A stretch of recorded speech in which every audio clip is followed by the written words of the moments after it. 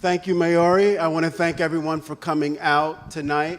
Before we get started, I will say anyone who's ever asked me about BlackStar will tell you that my response has always been that as far as I'm concerned, it is one of the most, if not the most, exciting weekend in Philadelphia all year round. I cannot wait for it.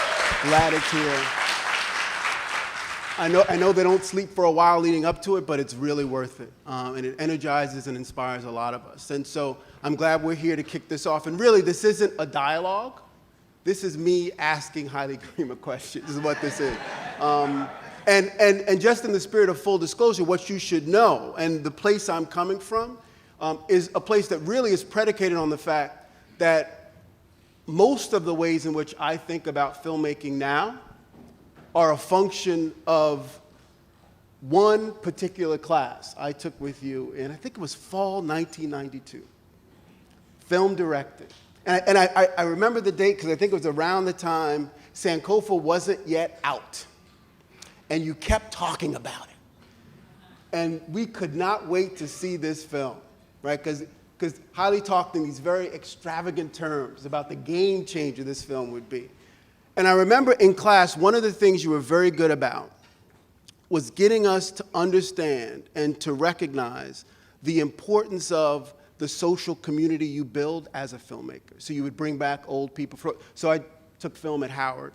And I always tell people that was when film wasn't just offered up as a kind of metaphorical term. Like now we say film, we don't really, no one's working in celluloid really, right? But we were still like changing magazines in black bags and sending them to the lab and hoping that they were exposed properly. And I remember you would bring in cinematographers, you'd bring in folks who you taught before us, who told us about their plight in the industry, told us about their approach to filmmaking, told us even specifically, I'll never forget this, about the challenge of using Kodak film stock to shoot black bodies, something so material and specific like that. And so what I wanted to do was maybe start by asking you, I know maybe I can offer up some of the other key, really important nuggets that I got from my semester with you that I've never let go of, that you know you want every young burgeoning filmmaker who's trying to tell stories about black life, what you know they have to emphasize. What are the top 3 things they should be thinking about as artists working in the medium of the moving image? What are the 3 most important things that and again, maybe the things you start with in class, maybe the stuff that you don't get to until the end of the semester, but what are the 3 things, or maybe more than 3, that's an arbitrary number, that you feel like they have to be thinking about if they're going to get it right?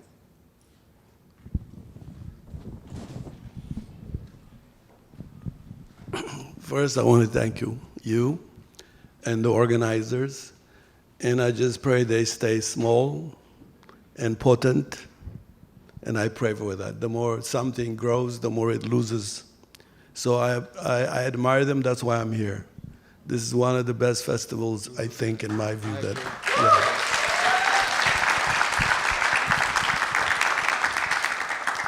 And after that, I just want to say another part of it is there are many things I'm going to forcefully speak about. But they are not rules. I don't want young people, young filmmakers to be discouraged by my values of what a filmmaker is, it's all for myself. I want to live that. If it works for other people, I want to share it. But I'm not putting out here a prescription for people because I think that discourages the nerve endings of people, and they don't need a monster like me. They already are faced by this larger white supremacist paradigm that makes it so difficult to be birthed, to be born as a storyteller.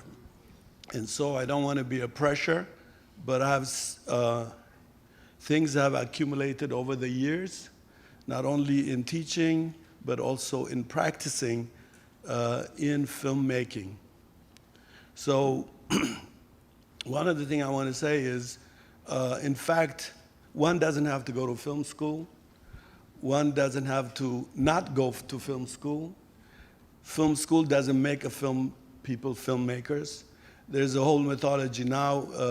UCLA goes around thinking they created us, the so-called black rebel, whatever they call it. And it's very tragic because it's in spite of UCLA we were born. And to me, the historical engine that gave birth of us is something unique that needs to be fleshed out without being opportunistic about the way white America cherry picks and creates abortion in the creative process.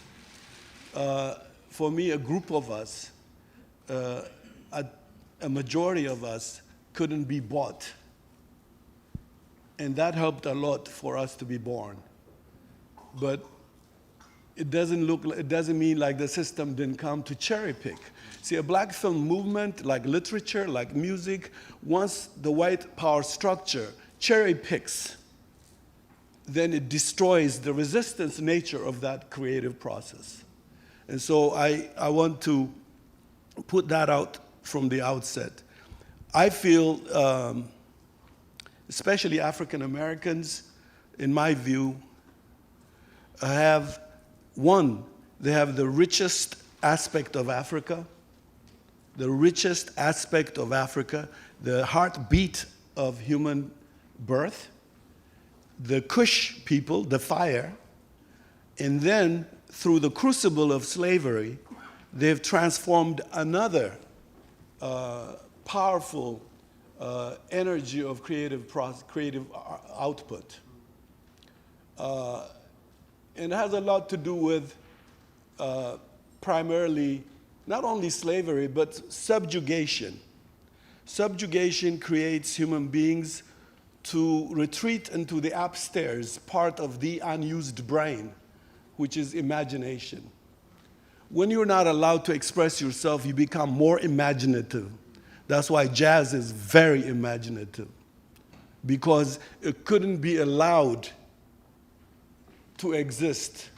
And therefore, to exist, it has to develop from upstairs, which is where all repressed people retreat into the faculty of the imagination. So most of the time, I remember when I was first trying to teach, I would tell my students, you look at an enslaved person bringing orange juice to a slave owner. And if the scene ends there, you've done a disservice to black people. Because to me, that orange juice bringer, black man or woman, develops an imaginative way of dealing with the urge of wanting to kill a person that subjugates you. Because no one is nice, however much the American slave narrative tries to say slavery with nice people. This has nothing to do. Once you say I'm slave, it's violent rupture right there. Once that very classification continues to ravage this society divisively. And so the orange juice bringer, she or he, imagining choking the plantation owner, imagines choking the plantation owner. As I did in Bush Mama, a black woman who works for the system oppresses my character, Dorothy. She imagines violently towards her. Now, when we look at she's docile, he's docile, when we look at that narrative, we miss black people's upstairs existence that white folks couldn't fathom. And there is the battle of this whole expression. To me, cinema is a war zone. For many young people now, I see it in the kind of students I'm getting now, it's become entertainment. To my generation, we were like the Latin American filmmakers. Latin American filmmakers said, cinema is a hydrogen bomb. And I believe it to this day. That's the only way you can justify why black people buy the first anything invented to commodify, car or TV or anything. Black folks are in the forefront buying because of the power of that hydrogen bomb. The very fact that we continue to combat racism as if it was never done before, is this disorientation itself is the power of the hydrogen bomb. And the other part of it is for any filmmaker who doesn't know that the battle against black people all over the world is to kill their sense of continuity. That's why we are the only people who have the first black anything. The first black she, the first black he, I'm tired of this first black anything. I hope after Obama it's over. But to me, that itself kills the sense of continuity because it makes it look like yesterday. I remember at Howard University Communications Conference, a black woman came and she was saying, I made out of steel, I made it on my own, etc. at IBM. And I asked her, sometimes you need to think there were many black people before you who tried to get to IBM. If you don't look from that, you can continue to go in this direction and not going to influence many young people who believe and see what's going on immediately in front of them. And so, for me, filmmakers who do not know themselves, storytellers come out of the bosom of a people. They're individual, but they also belong to a collective. Whether they like it or not, every sound coming out of them is a collective scream of many people in jazz form, whatever form we put it in. And so individual, yes, but we also are collective, and we have a communal base to depart from. That doesn't mean like we have to be loyal to blackness and allow black exploitation by black people or allowing black people to create environments to disfigure our history. But the filmmaker has to be first. Individuals should come from somewhere. And then the other part of it is that filmmaker, and I will not do it in the way you asked me about the three. I'm going to just improvise around that. That filmmaker also is not just a result of an intercourse by his parents or her parents. There's a genomics that is rupturally coming into your birthing. As you come in, you carry genomics, memory. That's why a lot of literature and music, in film, we're not there yet. In cinema, we're not there yet. And we all know why, in the economic aspect of it, and et cetera, and the seductive aspect of it. But in literature and music, especially in jazz, memory plays a major role in black expression. So what is memory? Memory is something that genomically is something you carry. And I remember when I brought out Sankofa, a sister came to my office at Howard and she said, my brother, I have walked those, my feet has walked those places in your shots. And I knew what she was talking about. It was not alien to me because that's how I developed the script, by going foot walking the locations. And so the filmmaker should also know she or he has this genomics. That's why sometimes black people look at the world invertedly. It looks invertedly toward the normal society or the standard society. When jazz came out, they used to call it coon music. Now when it came out, actually it was always there. I only heard a white jazz woman said, when I became a jazz musician. I never heard no black jazz musician saying, when I became a jazz musician. They're born into some cultural manifestation. And so that memory, that genomics is key to respond to. And always say, instead of censoring how we see the world to accommodate to the formalism, like in script writing, for example, we are brainwashed daily, this 3-act play that never was even part of the invention of cinema. When cinema came, they didn't know three play. Theater, yeah, but not in cinema. Cinema was coming into its own language. And so here, yet at the same time, we're made to study formula that a merchant producer in Hollywood found it convenient for him or her to accommodate their understanding of script. That itself kills many black kids. The minute you go for formula, the formula rejects all important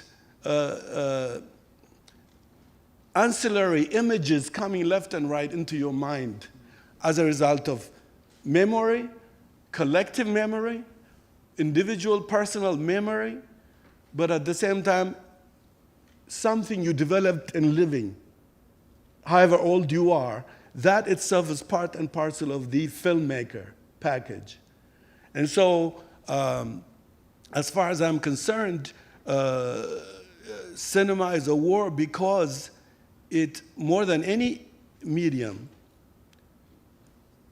cinema has been the place where the imaginative aspect of black people had more problem to overcome. I hope that gets to the very idea of how do I see filmmakers. Filmmakers are so many things. This individual filmmaker is so many things that he or she should always be very careful. And the other part of it is, I do not believe in any art form. Ego and art don't go together. In my view, this is a European making. Eccentricism in art is a European idea. In Africa, all over Africa, and I'm not going to generalize because the different pockets of Africa are small, but in general, from South Africa to West Africa, East Africa, where I have been, I have never seen the artist separated, eccentric, doing anything or she wants to be. It's always within the reference of the communal and the collective area. That doesn't mean the freedom of imagination is arrested, never. Look at all the music all over Africa. It's imaginative. To this day, no filmmaker has ever achieved the power of the masks of Africa. No filmmaker up to now has yet achieved to really bring the design of the creative aspect of basket weaving itself. Even here in Black America, so many art forms, crafts survived in the South Carolina area. You don't see them making it into the film. We don't weave our films anymore. We do formula movies. Yet in black literature, we see this weaved in and out. In black music, especially in jazz, we see this thing move. Basket weaving, I could prove to you, I could take a piece of somebody's Sun Ra, well, no, forget Sun Ra, that's another spaceship. But we can go to a conservative jazz and see basket weaving in the way it's structured. Now, but this I don't want to confuse young filmmakers. I just want to know that are they willing, whichever way, they can jump into filmmaking, I don't care. They can go to school, I don't care. But in going to school, they have to be ready to fight the dominant society's idea of filmmaking. To me, that is the death of black cinema. If you talk about the LA Rebellion, it is we resisted classes, script writing classes, cinematography classes. I didn't go to none of these classes. I started saying, no, I think I said if Eisenstein is tapping into Japanese mask, I should tap into my African mask. I studied more African masks than anything else. By the time I hit Bush Mama, I have this whole thing's in my head. Now, is it in the movie? It's imperfectly in the movie. In all my films, imperfectly, everything I am about is in, imperfectly. And I think if you look at, in fact, I was going to show you guys, it didn't come on time, Larry Clark's Passing Through. The first 5-10 minutes, I used to show it to all my students from Ernie to AJ. I showed it to Greg Tate, he's here. We showed it again and again. Our school at that time was in a barn. UCLA had the film school like in the barn. In there, we projected it till 3 o'clock sometimes in the morning. Again and again and again. Why? Because he's tapping for the first time in cinema. A black man comes in. Many jazz movies have been made, including by black people in the 50s. For the first time, a black man comes in, imperfectly tampers with the full spectrum of jazz in cinematic translation. And I believe, although the ego of our people, I would say, Spike would prefer to say Scorsese quickly or Orson Welles, but I know them. They can't say that because I know them as young people at Howard And what happens at Howard is they saw Charles Burnett's movie, Larry Clark's film, etc. That triggered all that generation of filmmakers. More Better Blues, I told Ernie, and he agrees, More Better Blues learned from passing through. The first 15 minutes of passing through is jazz in motion picture.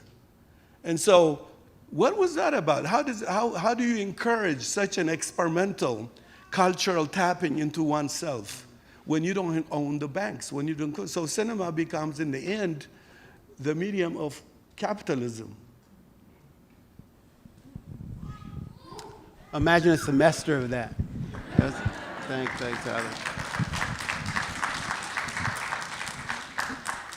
I feel like I should give you some time to catch your breath, but there's tons of things to follow up on. So I was going to ask you, and you already hinted at exactly how you all resisted during the LA Rebellion stuff. So I'm sure there's much more people would love to hear about that. I'm really intrigued by how often you bring back this notion of imperfection. This idea that whatever you're doing as an artist, you're doing it imperfectly, and owning that, almost relishing in it, that there's something almost counterintuitive and ironic about the link between almost a kind of commitment to virtuosity, to seriousness, and a realization of the inevitability of being imperfect in the way you operationalize your vision. Tell me more about why you spend so much time talking about imperfection, and are there different ways to be imperfect, right? Or is there a kind of imperfection you're talking about that's very specific? Yeah, no, it's nice. I'll tell you, the best thing you do is the giants of jazz, all the way to Coltrane, they're imperfect. That's what makes their contribution enormous in jazz. Now, Wynton Marsalis is not imperfect. He's perfect. But all the jazz giants who continue to invent, Sonra is imperfect. If you think it's perfect, you're missing it. You see, when you imitate cinema, that's perfect. There's some black films we can say they were really well done by the standard judgment. But do they have that African essence, that African resistance, that rapturous expression that takes the society into another form? So for me, imitation is not innovation. In fact, the best artists, if you look at the imitators who imitated them, did it best. But all the giants of European art are imperfect. If you don't see the imperfection, it's because then you go to the art saying it's perfect. The world says it's perfect, especially the white world, when it says this is it and it's $100 million, you say, oh shit, I don't know. But it's imperfect. It's imperfect. So good art is imperfect. But to me, to find ourselves, inevitably, to express the way I speak, my accent in cinema, I'm going to be imperfect. Otherwise, my choice is to imitate other filmmakers that have already existed in the dominant industry. And I'm saying, then what's the use of me making a movie? Why do black people or Native Americans or Chicanos, why do we have to make movies so expensive? If we do, it's because we're trying to introduce something that bothers us inside. Every alienated person has that. Every outsider has that. They go into the festivities of the Eurocentric dominant society and they say there's something missing.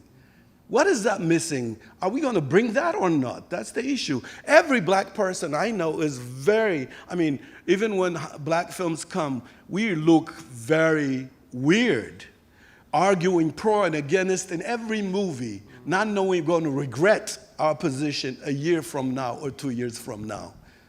That's why you don't find me talking with about Precious. Everybody calls it. I say, I ain't in it. Let me tell you, about Spike Lee, every time Spike Lee finishes movie, Washington Post, New York Times calls me. I say, I ain't got nothing. I haven't seen his movie. Nothing to say.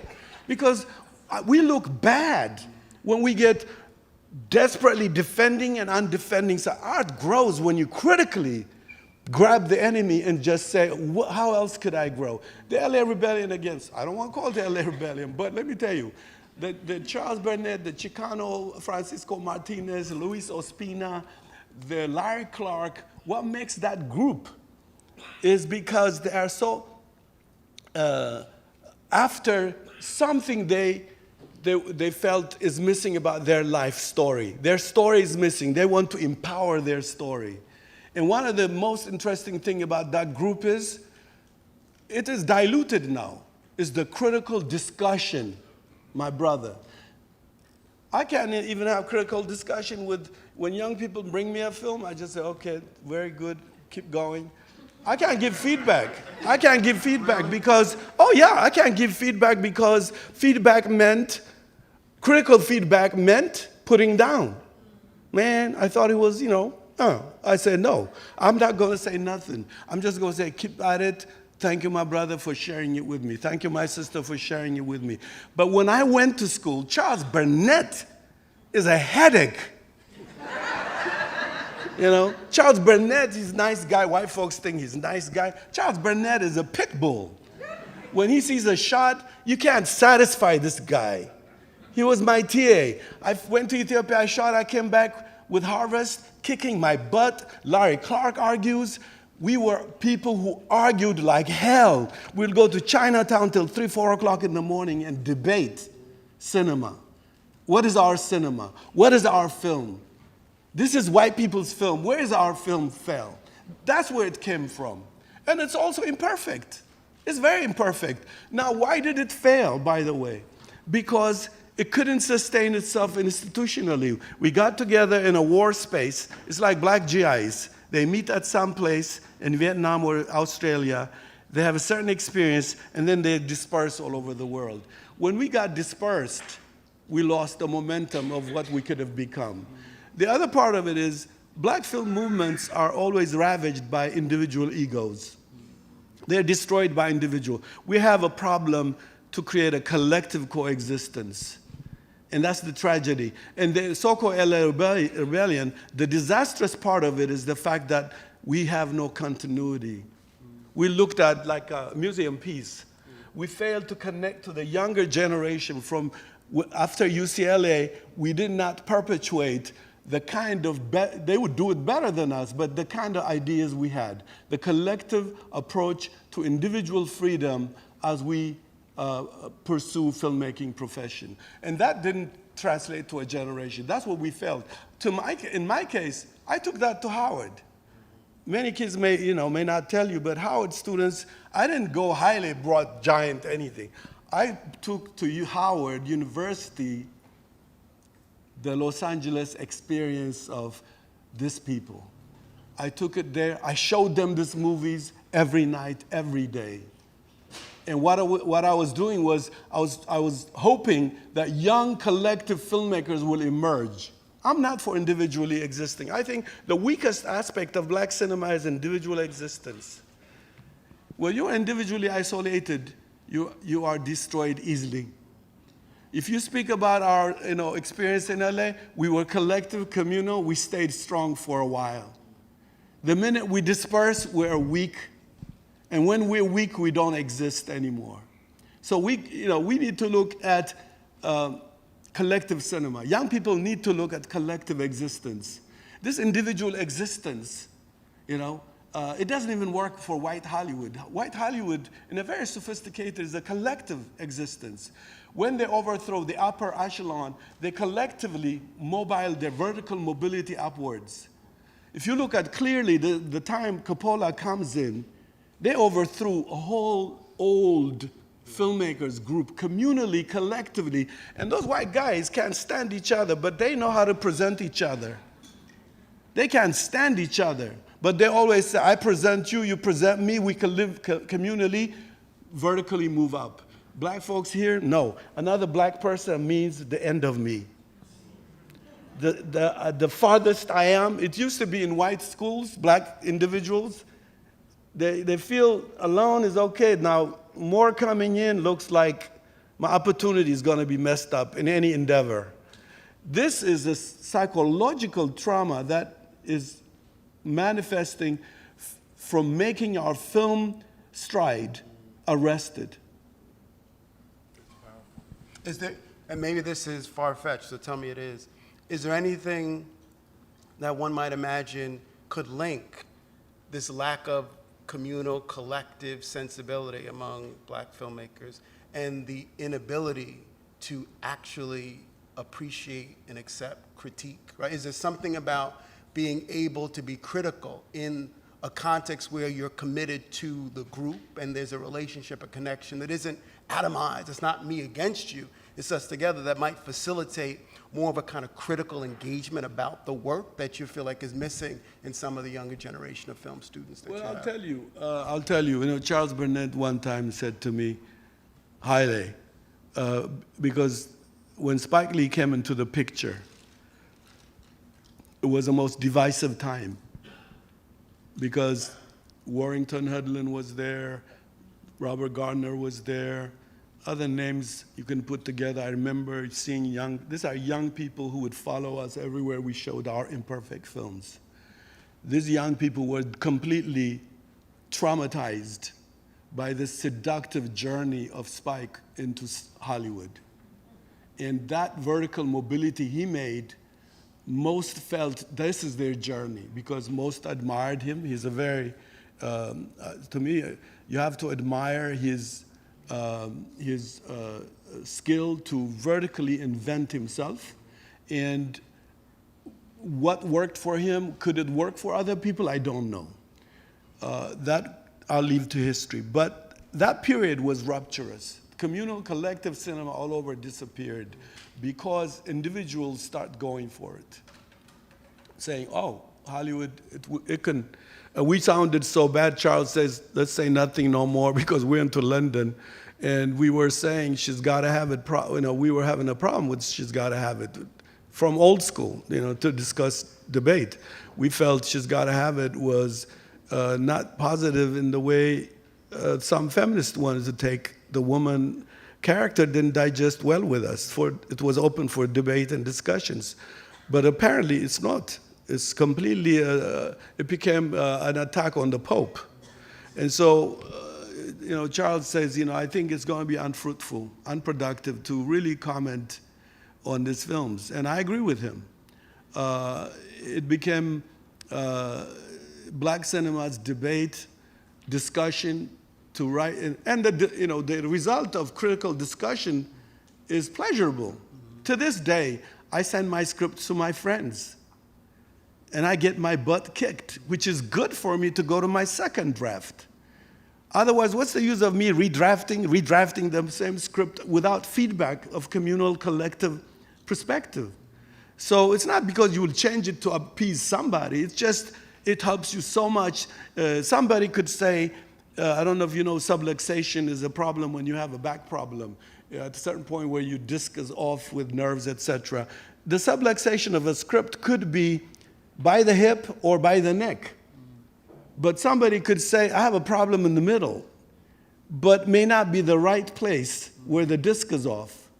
That's up to you to make sure, but the feedback could take you to the real problem that you have overlooked. And so critical discussion transforms art. I don't know any art movement in the world that didn't come out of communal collective existence. I don't know. The referential is so good, so the debate is so good, the discussion is so good between filmmakers. I even wrote one time, from that benefit, I wrote a triangular cinema idea saying, black cinema could only strive and grow if the audience have to say. Which means the filmmaker has to get feedback from the audience, and then we don't need like the New York Times kind of black film critics, who would like cherry pick this and down that, which had become many black film critics. For me, black film critics or people who do black film criticism have to join to transform the language of black cinema by being communally, collectively, and gutsy to say what they have to say, whether it's right or wrong. The community has to be activated and be part of. The critic has to hear the community. The filmmaker has to hear the community. I took 2 years off after Sankofa. When Sankofa opened all over America, I went all over South Africa, Ghana, to hear feedback before I touched my next idea of film. Why? Because it transforms me. When I feel the feedback from the community, I remember filmmakers attacking feedback from the community for not for taking them to task. To me, I'm not from that orientation. I like feedback. It doesn't mean I take I just know where, I can tell if a brother is motivated by something else as he drops something. You know, I remember in Ann Arbor, Michigan, a brother sitting in front. I just showed Child of Resistance. He's sitting in front, all white folks, few black people scattered. And he said, at the end of the movie, he says, you know, I am so, you know, he says, I'm just sitting here imagining if I was white, what this film, you know, would be doing to me. And I said to him, I wish you experienced my film as a black person. You know, what are you trying to be? What are you trying to be, you know? First, if you had experienced it as a black person, instead of fighting yourself to be, if I was white, you would have given me you would have made a difference in my being a better filmmaker. But you suffered throughout, and how can I take your feedback? You know, and the thing, what made it worse to him, which I've made sorry, in the back, some white women got up and said, who does he think we are, flimsy? You know, what does he take us for? We are capable of taking films like this and getting, you know, toe-to-toe with you guys. So he lost on both counts. So to me, I mean, this idea of being an attorney, sitting there being an attorney to a white race, made him miss being a black and experiencing my stuff.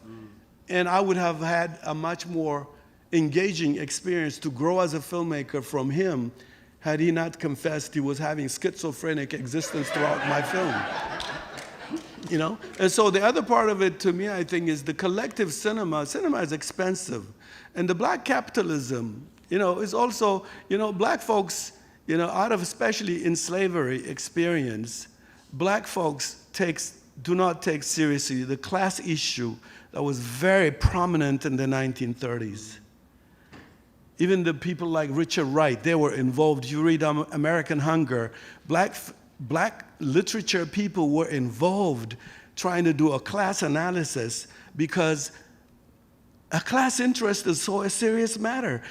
The reason black cinema doesn't thrive is because black capitalism is completely culturally dysfunctional.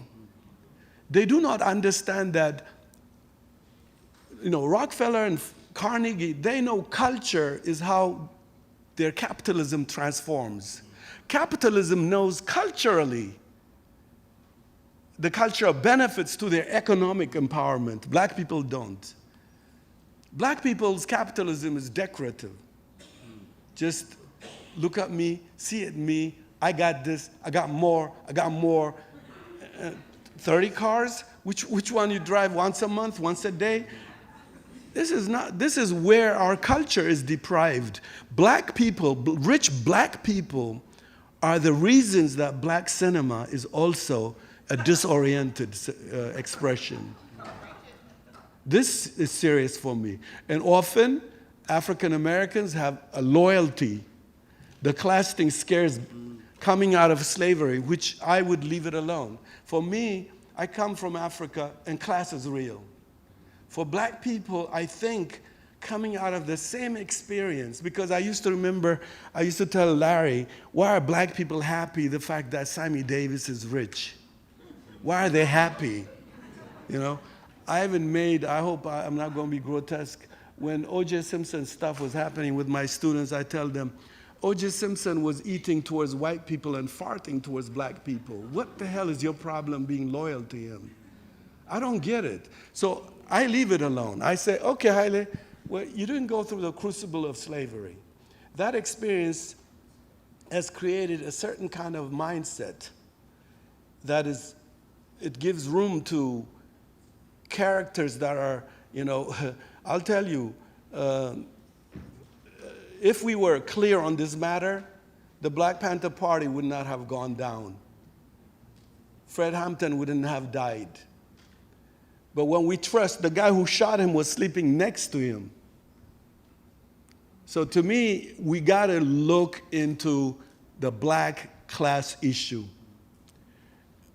At least liberal, black bourgeoisies should finance films that are not necessarily for capitalism, but for the heritage. Like I'm doing a film now on Black Maroons, a documentary. I'm sitting in the editing room. I have over 300 hours, shot all over Florida, all the way to Braggartsville, Texas. I'm going to go to Mexico when I get a little money to shoot there. I don't have no black capitalists to finance. This is a rich history of black people. Black people who did not need a white Lincoln to free them. From a first day, black people run into the swamps, into the caves, into the mountains that I studied during Sankofa.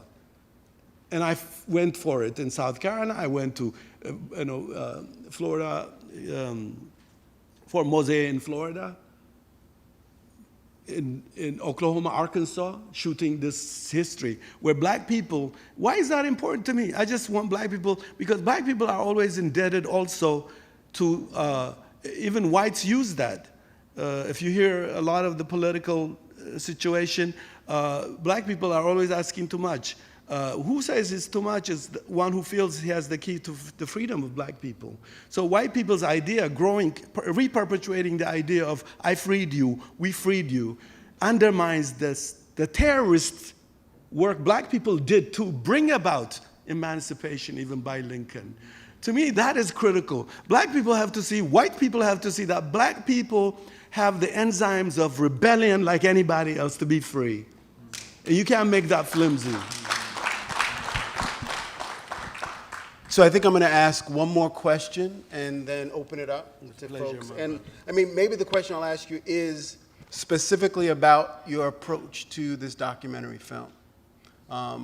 One of the things I think that's striking when one watches any of your films, and I looked at Ashes and Embers again, I looked at Push Mama again before today, even looked at Sankofa again, is this very specific attempt to use the camera in unconventional, idiosyncratic, and maybe imperfect ways.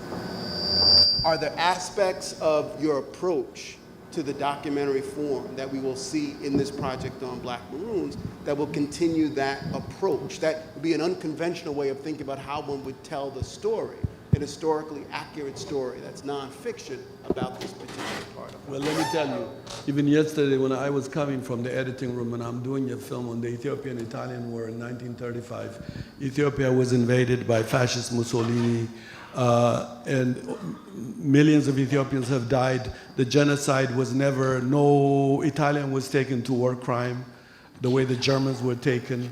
I'm doing a film on that while the Maroon is upstairs. I have two editing places I'm going up and down. And I want to tell you about that because for me, documentary or not, always is a story. To me, what is a game about documentary, this idea of fact. I don't think black films should be about facts only. When I was asked to do a film on the Wilmington 10 case, I didn't want to do 60 minutes. They were innocent. I didn't want to do 60 minutes. I want to know who gave birth of them. So instead of going to the 10 revolutionaries, I went to the parents. To me, that is like going to the origin of what put these young people into historical motion. Because when you say Hugh Newton in isolation, you don't know where he comes from, he continues to be completely out of continuity. That's fundamental. So for me, it's a story. You go into it as a story. But let me go back to one thing I think that's very important. I think filmmaking for documentary or anything, first, the language of cinema is housed in editing. Some people, for example, to me, I tell my students, no, I'm never in a thesis committee if the kid is not ready to edit his or her own film. And I'll say to them, you can have it edited later by somebody else. Experience it first, you. You shoot and you don't edit, you don't know cinema, in my view. Why? And don't be discouraged. Those of you who are like, I'm going to be editor. I'm just trying to get to you the relationships of these things. In the editing is housed language. French is in French. Cinema is in editing. Editing is how it all started. The audiovisual organization is where the language is resting. Directing is no good without that knowledge. Script writing is no good without that knowledge. There's interrelationships of editing to script writing. Because you're looking at the image that jumps on you. It could be flat, it could be contrasty, it could be a certain angle, etc. It comes from editing room development. So the language of cinema is editing room. And often, editing room, the reason editors were brought into the picture is because shooting is always going to have a problem in the editing room. But can you imagine shooting without being aware of editing? You give them more problem in terms of editing. I learned this from shooting wrong. When I was at UCLA, I was shooting wrong. And I was in trouble in the editing room. And then I was rewriting it in the editing room. And then I was learning about script writing. I was learning about directing. No cinematographer would I care to work with if he or she doesn't know editing. You know? So this relationship is fundamental in any aspect of it. Knowing that part is very important. Now, later on, you may not want to edit. You might just say, okay, I prefer, so-and-so editing it. But initially, as you develop your film language, you should be subjected to everything you did wrong on location, because you will be doing everything wrong, which is good. You're jumping into the pool, you're shooting. In fact, at UCLA, one thing I liked about that was, unlike USC, which is a fascist film school, they say, in fact, there's a book called Shoot and Know. Shoot and Know. First, I was looking at this book and I say, stupid guy, what does he mean? Then I regretted calling the guy stupid, because I know now what he's saying. From shooting, but jumping into cinema, you learn also from the mistakes you made. You couldn't edit it, versus you passed that experience to her. She went through, created a lot of things to make that smooth. You miss that knowledge yourself, and you come like with a popcorn to see how she did it. I can see Hollywood doing this. I can't afford, if we talk about black cinema, I can't imagine a black filmmaker who does not subject himself or herself to the editing idea. Editing, again, is an American name. That's why Europeans call it montage. Russians, who actually, the Kuleshov school, who actually transformed cinema with this American phobia with Russians, that's where it transformed. Film editing transformed in Russia because of the revolution. They didn't have film. They were using film strips from 10,000 places, and they were composing a woman's face out of 7 spliced shots of ear and face and nose and etc. They edited it to be a face of this person who is not actually, who all the parts do not belong to. So I'm saying that is even the crux of the matter. The editing room, you have to subject yourself to that education. No teacher can give you that. No film school can give you that. That is a film school. Edit, go to the editing room. Shoot and edit, go to the editing room. Now, when you have a good cinematographer who knows editing, they say to you, Haile, I think you need coverage. What we shot worries me. We should get coverage.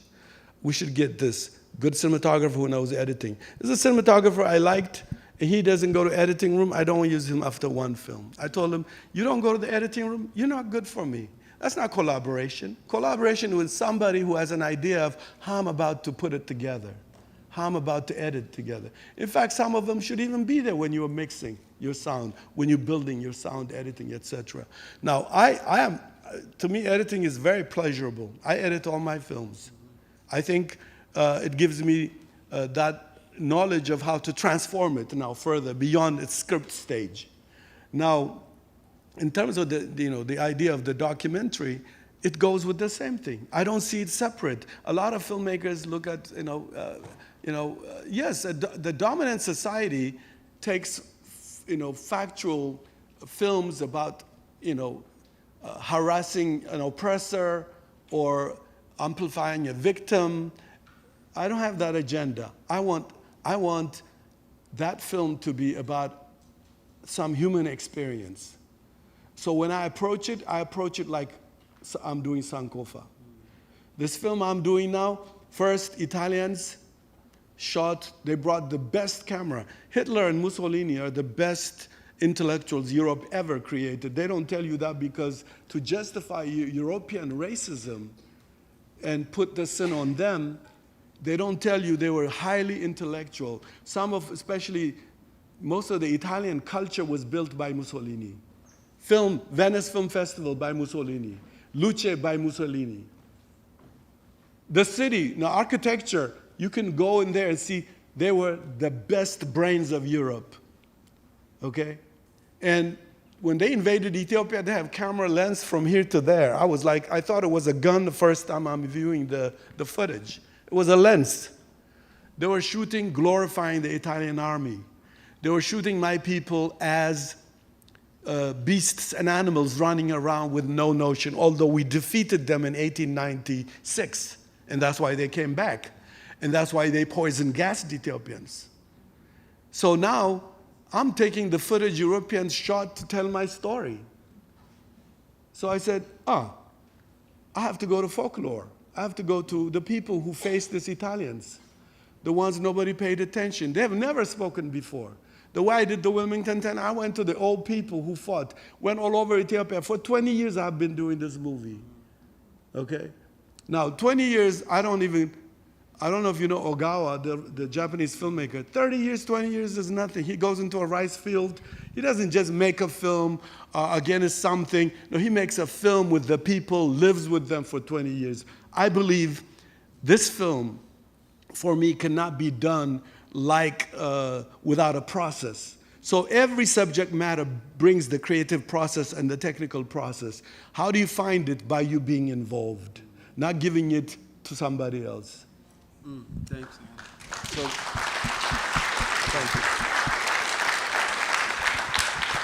So is a process that you'll walk around, and do you want me to identify folks, or can you do it on your own? Who has a question? Maybe up on the top there, on your left. You see the hand?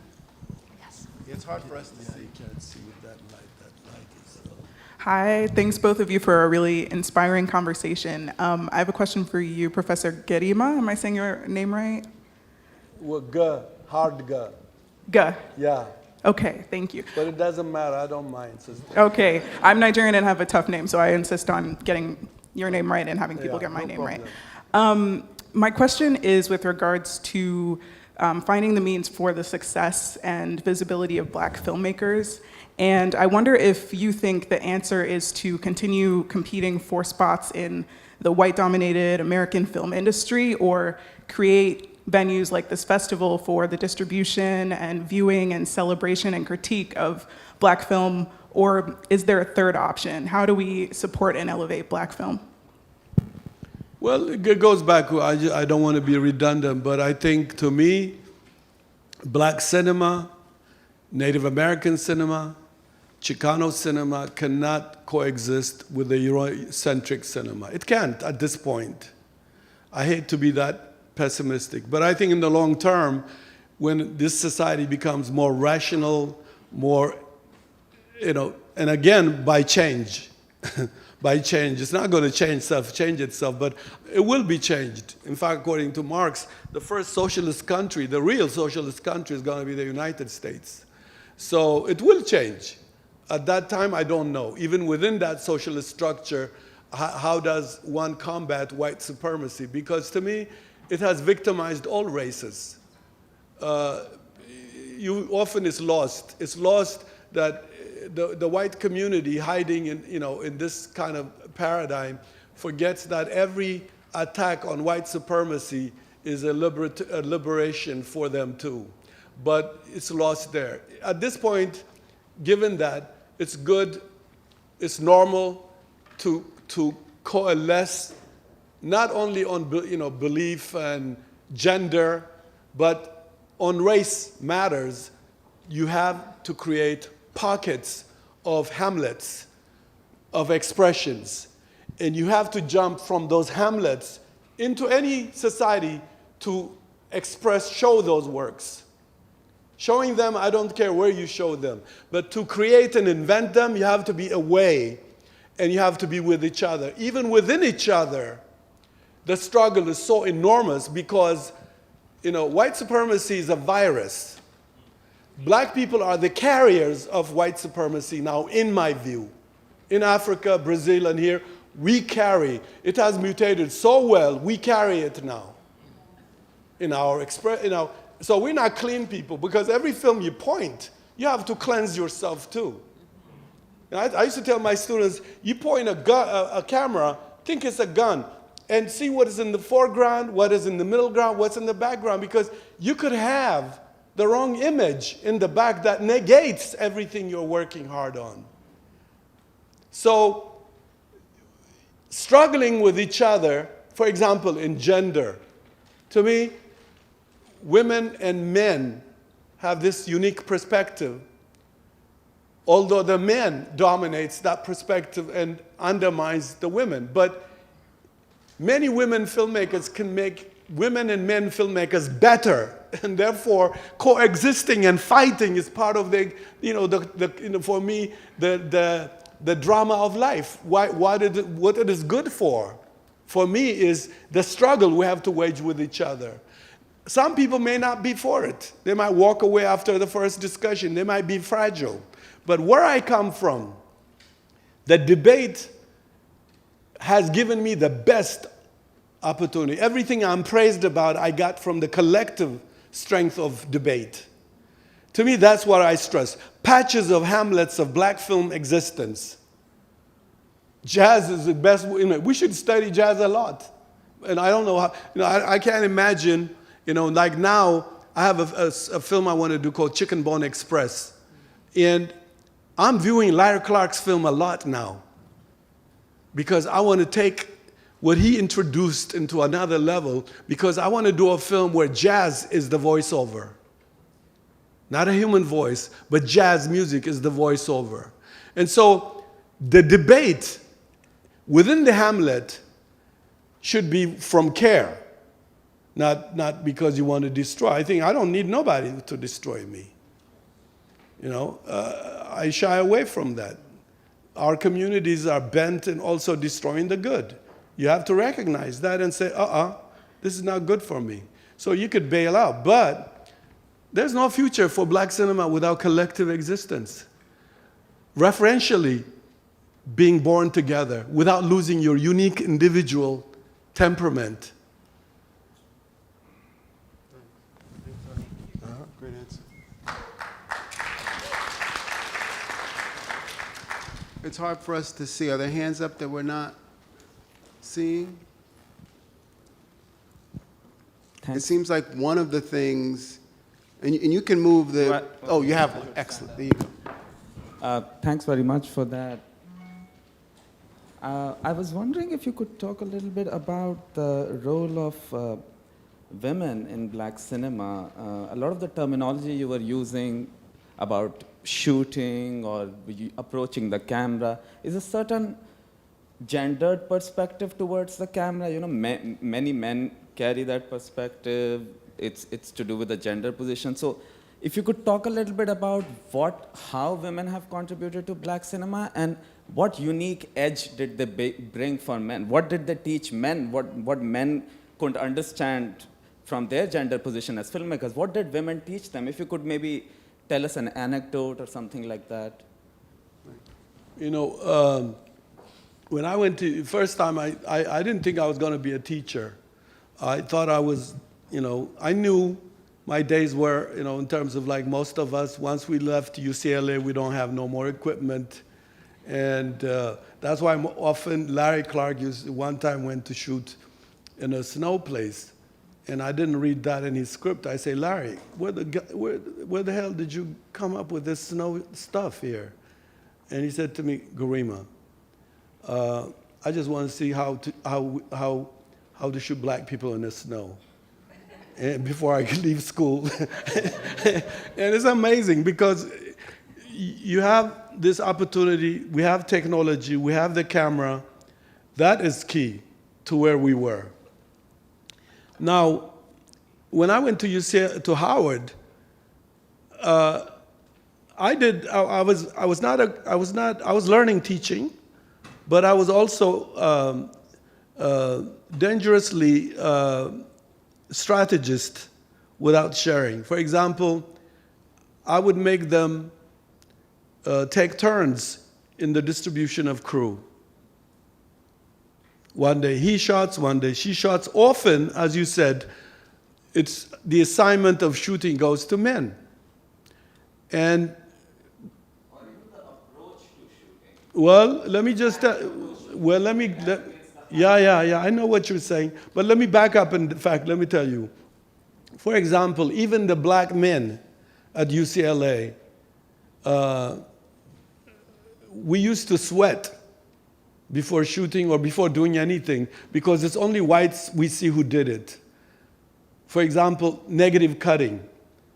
When I was shooting, I used to see all these white kids with white glove. I was scared to go into this negative editing room. I remember me and a few of my friends, the first time we went to the black bag to change film, we were sweating. Because it's a mystified technology that only is appropriately seen as the toy of white filmmakers. So we experienced intimidation. And then we go back intimidating on gender basis. But where I learned demystifying the technology, demystifying cinema, is from this basic part of my life at UCLA was I was scared that I'm not legitimate because I come out of some orbit. None of the pictures on the wall look like me. Everything silently said, you're an intruder. Silently it speaks to you, you're an intruder. You don't look right to yourself when you look at the pictures of early graduates. Even water fountains are named after Francis Ford Coppola and where so-and-so drank. And you don't have no black person who drank even out of the fountain. So I bring that into my teaching where I give the distribution of responsibility to produce, to be in charge, to be a production manager, producer, director, etc. In doing that, some of the best cinematography women did in my class. Because we made it a collective communal experience and nobody had this right, the appropriate gender right to be the cinematographer. And so basically this is what I would say to you, that yes, cinema excludes all colored people. Then it becomes a very macho. The very industry idea is very macho. Even if you hear, Hollywood is a history of macho men forcing themselves to make the world accept them. They are filmmakers. This guy Tarantino, for example. Unless you don't know the history of cinema, it's very hard for me. Many Hollywood filmmakers remake movies and don't even know they are remaking movies. Those of us who went to film school and watched movies after movies will say, this movie and I'm sorry I named Tarantino, but so many filmmakers do not know. White filmmakers are so entitled, so unaware of that. It is a remake of the many films that went down in history. So it's a macho. It's by force you are a filmmaker overnight. Some of the gimmicks that are accepted as innovation now is unbelievable. Unless people don't watch past history movies. This boyhood film is unbelievable. Unbelievable. How in the hell would that be an innovative cinema? It could be, okay, fine, the way white folks always say the way we were. That kind of movies go good sentimentally. Barbra Streisand kind of the way we were, fine. But to call it a cinema invention, innovative, is a disastrous because it negates even white achievement in cinema. And so it's a macho world. And we black men filmmakers inherit this macho and alienate a lot of potentially, even suppress potentially women filmmakers. But I'm saying In the end, it's the struggle that matters. It's the struggle. Even marriage is a result of a sustained struggle. Unless it's a Hollywood marriage. Marriage itself it comes out of the expenditure of paying through years of struggle. Okay? And so, why not struggle with each other to create collective cinema? And hopefully we learn to improve ourselves, you know? I'm an improved person. If you had met me 40 years ago, you would think I'm a terrorist.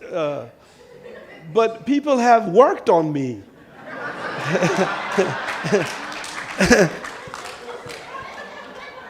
And it's the feedback and criticism that gives me also this sharp way of critically existing within even my endeavors that I want to go. I don't shy away from battle and war. I don't. And I think that is how black cinema is going to happen. In my view, that's how it's going to happen. Now, I'm not saying black people should not make films in Hollywood.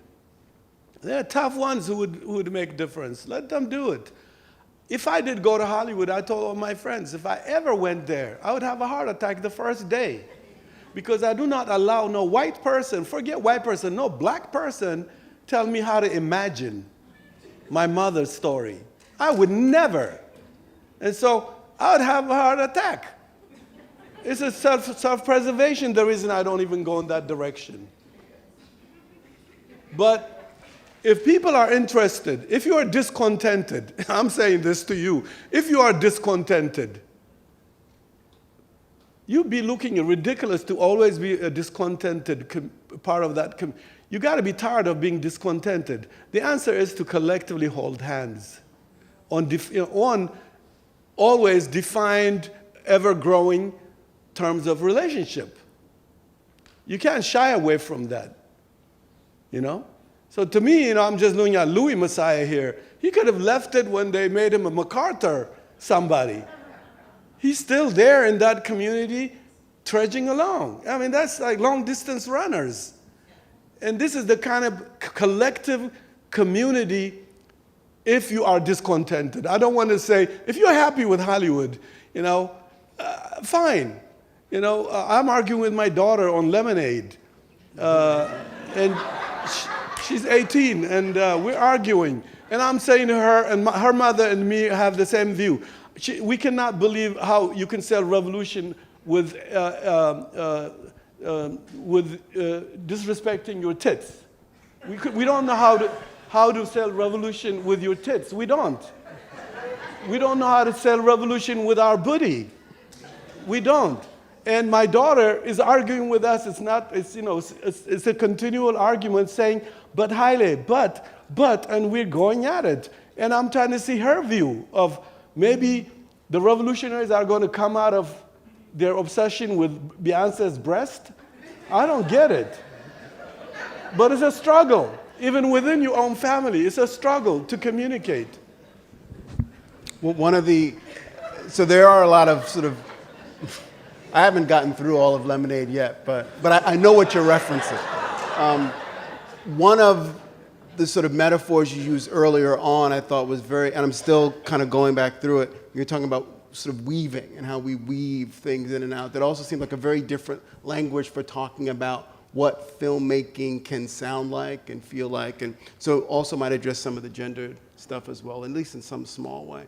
Although I think you're also right to say there's something about the way in which we approach film that means we always have to be self-reflexive. We always have to think about the stuff we take for granted. I remember you telling us that in film school.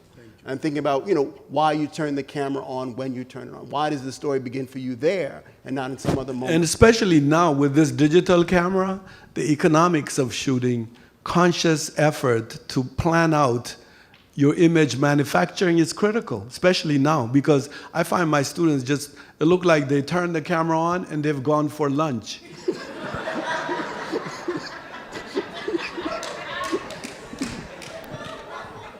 Does someone else have the microphone that I can't see? Oh.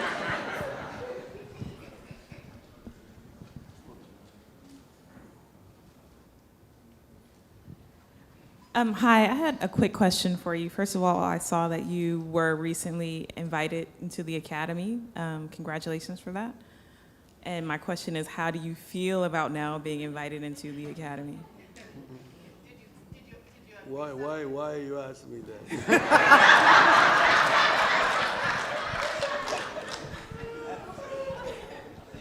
Let me just tell you about something. You know, I used to be very active in the 80s, late 70s, 80s, all over Massachusetts, New York, Philadelphia, appearing in a jury for filmmakers. And all the time it was 9 white filmmakers, the ratio, and 1 black filmmaker. And at some points, it became a race war. Because the dichotomy itself victimized the filmmakers who are the judges. Here I am, no black film, 9 white films, 1 black film, and I'm supposed to be a jury, a judge. It's a mockery. It's a mockery. In some cases, I even went so fascist, I divided them based on gender. I got the women vote. I got all kinds of divisive thing to make the black filmmakers win in New York. But I left ashamed of myself because I didn't believe in the films. It was a race war I wanted to win. And I think that's the most dangerous thing. Black people are always challenged in America. Why would I be in a jury of a majority of white films? Tell me, why? Why would I? It would be like 10 Brad Pitts who look alike but cloned to be this movie, this movie, and this movie, and I'm a jury, and I'm going to feel I'm living life? No, I'm sorry.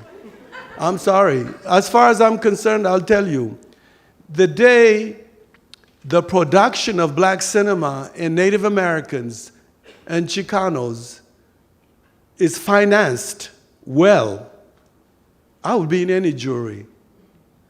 But to me, you don't use me like that. Especially every 20, 15 years when white people are in trouble because of black people, poor black people, making revolution with their cell phone, catching fascist policemen. And they need cherry pick. I've been at UCLA. Don't you know Hollywood tried a few times? Do you ever think I would? I've been asked a few times. But I have my own poor man's principle. They're not for everybody, for me. You could never use me in this white American and black American contradiction. Never. I have studied this. I've studied this race thing, and people were sending me email, congratulations, etc. And my wife is laughing. The first day she hears it, she laughed to the floor because she knows me. And so I'm saying to you, my sister, when the society is in crisis, it opens certain valves.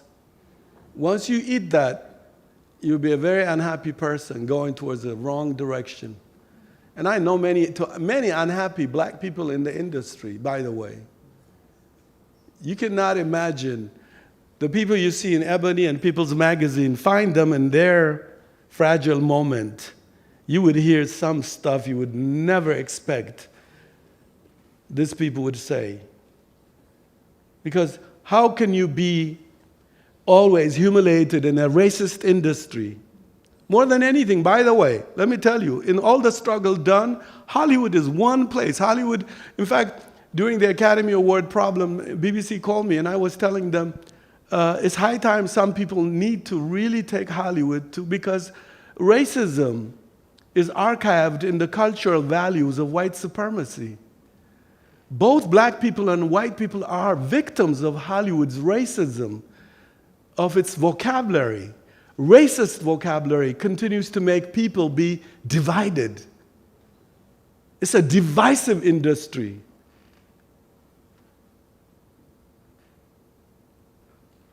I hope that answers you, my sister. How you doing, man? All right. So I had a question, and we're talking about like white supremacy and being in tandem with a lot of like Hollywood aesthetics. But I'm curious, like you talking about your students and like their like recording imperfections, and you talking about earlier about imperfection. I'm curious if like maybe pursuing these like really poor like video skills of like recording with like your cell phone or in like the digital realm, maybe that might be charged in challenging or decentering like these white aesthetics or like big budget Hollywood studios, and like furthering into that, particularly in Black cinema. Curious what your thoughts are on that. The last part again? The process of just like shooting film or with your camera, like on your cell phone, maybe that might be aided in a way of like dislodging the big budget Hollywood studio aesthetics. I got you. I got you. Well, first, let me just say about students, by the way. I want you to know, you hear me like this. First, all the students that came in my life are individuals. They're not, in my, I'm not speaking for Howard University, I'm speaking for myself. For me, they're individual human beings I've come across, and they're precious to me because in them thinking I'm the teacher, I've learned a lot from them. And when storytellers try to tell original stories, there's opportunity to learn a lot from there. So for me, in fact, at Howard, the student's asset has always been my energy. And now it's maybe an exit time for me from there, but in the sense of the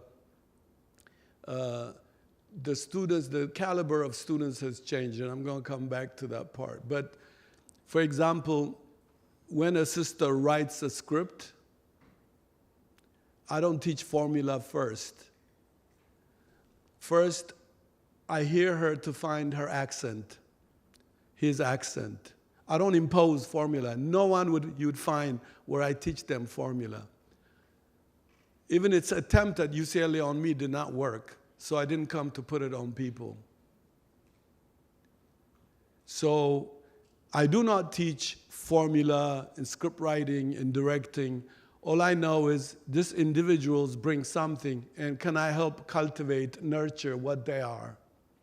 That's one thing I want you to be very clear. So I'm not producing clones at Howard University. I'm not. I first want to know who they are. I even go into when they allow me, I go into their personal life, their grandmother, their grandfather, where they were born. And some of them will even warn the students, he's going to get into the back of your story. And when she writes her script, I say, where's that grandmother you told me that was on the porch of your upbringing? Because often we think what we saw on television and film is what script writing is. We go quickly. When we go to film school, we come into film school with the status quo. I don't know any student who didn't come having not bought the script writing books that unemployed white script writers write. I don't know any student who doesn't buy them. So this is the kind of contract I enter, is knowing them. Even when I don't know names, which I don't do names, faces and soul and spirit is what I know. And that's where I go from in my teaching. The second part of your question, that's the revolution, by the way. I'll tell you what happened in Baltimore or anywhere when black people start to empower themselves with their cell phone, having not gone to film school. They're negating all film schools in the planet. The sister and brother are taking 4-6 years to graduate. The brother on Pennsylvania Avenue on North Street in Baltimore, with his or her cell phone, she's making revolution. Immediate revolution. It's going to go further. Black people have found a weapon now. They're not going to wait for you and me to graduate from film school. No more. And this is the discrepancy. Again, the class thing comes. Most filmmakers are petty bourgeois filmmakers. You know? Even, for example, some of my students came and they said they're going to Ferguson. And I said, hey, that money could be, you could use it making film on gentrification here in DC. Why are you flying to Ferguson to march? I said, damn, can't you start march here? Why do you have to go to those folks started it already. Why do you want to, are you like an amoeba, like trying to, I say, start your own revolution. Why are you going there, paying so much money for plane to march? I am like that. A sister came and said, I'm going to Cannes. I say, excuse me, sister, how much is your budget for Cannes? $7,000. I said, make a film on your grandmother with that, and then go to Cannes with film. Why we have this thing up in the reversed way, I don't get it. And I'm saying, it is a petty bourgeois culture. You know, when you can fly to go to demonstrate in Tokyo, well, fine. But I'm saying the filmmaker should be different. The storyteller sees the irony and paradox of the journey, and then says, "Oh, I'll take a camera and film it, do something." But to me, right under our nose, everywhere in America, black people are displaced in the speed of light from their homes, their gardens. My wife said it this way, the best way. We were in this meeting and white folks were accusing black people for being racist. And she says, excuse me, you don't come to live with us, you come to displace us. That's a different thing. When banks, real estates, insurance, tax, black city council, tax, all join to displace black people out of Washington, where is the artist? Where is the filmmaker? It so happens I have a Howard student now. She's like pursuing every gentrification topic. She's going around shooting. That's holding me lately from being so enraged about what's going on. And so I'm saying, you're right, the technology is here, but often most of the most powerful technology is in the hands of petty bourgeois, comfortable people. Let's face it. Let's face it. You know, I see in Washington, black people have no choice that my kids have choice, wanting to go to school in California. I know my neighbors on Q Street in Washington that I have based this script, Chicken Bone Express, on. 70% of them died shot by bullet before I even finished a script. 30% of them are, 20% of them are in jail, and the rest are unemployed and walking like zombies the streets of America, ticking bombs. I call them in my Ashes and Embers film. So my brother, it's up to this, empowerment is not, you go to school, you come back to help the people. No, there's no time for that. You can jump into filmmaking. The issues are under our nose. I used to pass by Pennsylvania Avenue and North with my wife because there's a bookstore we go to, Everyone's Place.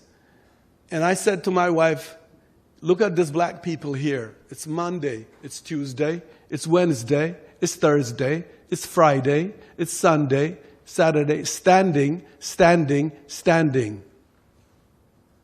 These are people who would like to build something. I don't shortchange them and say, oh, they don't want to work and join the world. They, like me, would like to be industrious in a world that has completely uprooted them. And I said to her, rebellion is coming right here. I've seen it in Chicago. I've seen it in LA. It's coming right here in this corner. It happened in about 8 years. Boom, explosion took place. I'm not being God. When you see a lot of black folks unemployed, homeless, when the homeless building opens, all these black young men and women coming out, being thrown out because they have to move out early in the morning. My brother, I can't eat breakfast after that. And I go to my class and I face petty bourgeois kids whose priorities, excuse me, your world is about to explode and you're talking about what is going on here. And so, what is the alternative? The people have to make their movies. The people have to indict the police. The people have to confront the system, as usual, from time immemorial. And unfortunately, filmmakers can make themselves irrelevant when they spend their lifetime saying, I'm an artist. In coffee shops with laptops, Macintosh laptops. I have this brother, unfortunately, I was his teacher. He's in front of Sony right now. I don't know what time in California. He's in front of Sony Pictures at a Starbucks laptop. And the laptop is dying. The whole screen is completely smashed. He's still there. Every year I go to LA, my brother is there typing a dead laptop, a filmmaker who wanted to be. Because they killed his confidence. The system. His grandmother, his grandfather sent him to be this amazing warrior. And they decapitated all his nerve endings. And he's there. Professor. I said, my brother, the laptop I don't tell him what I told you now. Crashed. The whole screen is gone, but he's typing something. But I know what happened to him without him telling me. It takes it underneath him. That's what America is about. Takes every confident North Carolina grandmother sent her with. They take it from underneath her and make her lose her confidence that she left her home with. That's a crime against humanity, in my view. It's not something simple for this, like a reception discussion over a wine. It's not. Because often this schism between class comes to ravage everything. And unfortunately, society doesn't seem to learn. So for me, I'm saying to you, I'm admiring every black person who's walking with cell phone looking for police brutality. And I hope they're going to do also expose tax, the tax man coming to collect tax on people who, or some bribe or some stuff. They expose systemic problems. That's power to them. Thanks, Haile. Thank you. I think on that note, we'll end. I think it's actually a very powerful place to stop, because one of the things we often forget, and you're very good, I think, with your passionate way of articulating how high the stakes are, that this is serious business. And to get us to recognize and remember what's at stake here, even at a festival like BlackStar, and to connect one's interest in, one's love for telling stories and images and sound to these larger ontological, existential, and political questions and concerns. You're always good at that. But let me say, I'm sorry, but let me say something. Brad is in the area. He's moved, away from all the world, and he's somewhere living in our area. And Brad, for those of you know, he's a cinematographer. He came out of Howard also. And I just said to him one day, Brad, don't take me as a film lover. I don't love cinema. I hate cinema. Don't take me like a cinema lover. I hate cinema. It's a weapon used against my people. It's the most powerful weapon that disfigured African people from Africa to Brazil. I can't love it, but I want to use it against itself. And he was like, but I was telling him, never have you heard me romanticizing cinema. Cinema for me is a weapon. Any filmmaker who wants to go to film making in this white supremacist industry is declaring war. The funny part is black people declare war by wanting to be a filmmaker and then play flimsy in that war. And thank you very much. Thanks you all for coming out, and hopefully have a fantastic weekend.